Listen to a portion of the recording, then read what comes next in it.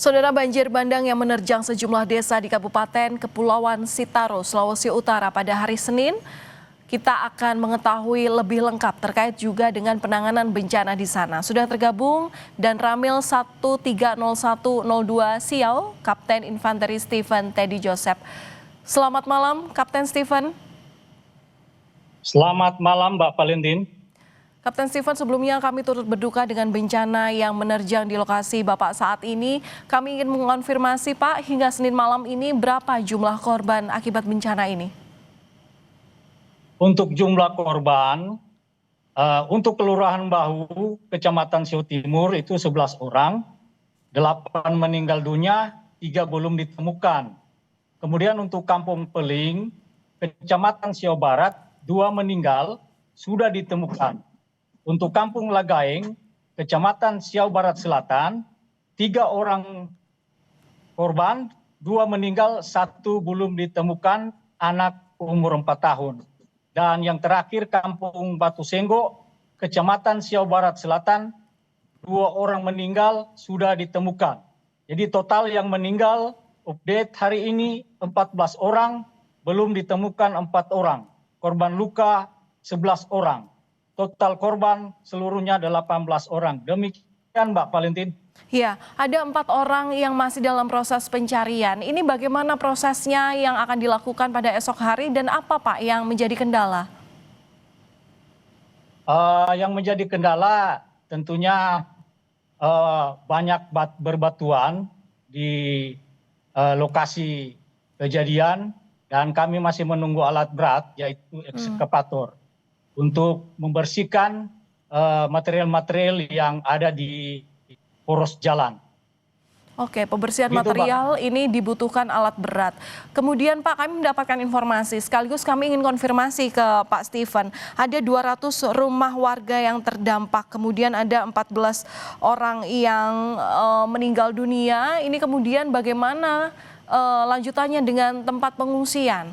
Berapa banyak warga yang mengungsi? Datanya seperti apa, Pak? Untuk pengungsian di Kelurahan Bahu, Kecamatan Siau Timur, itu lokasinya sementara di gedung museum, ada 55 kepala keluarga, 182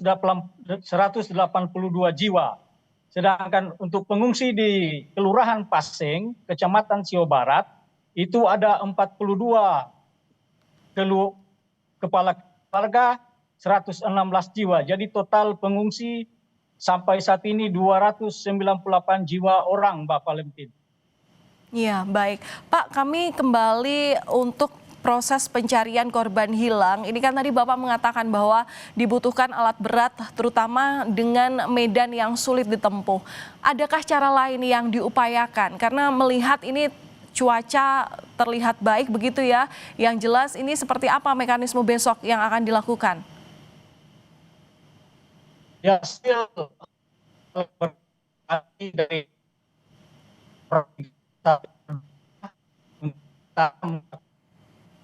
secara manual itu. Begitu, Valentin.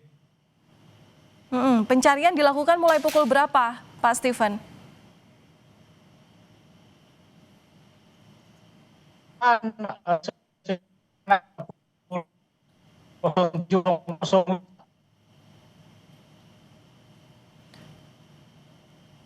Pak Stephen, kami masih kurang jelas mendengar, berarti saya konfirmasi bahwa pencarian akan dilanjut besok pagi dengan cara manual dimulai pada pukul 7 pagi, betul Pak?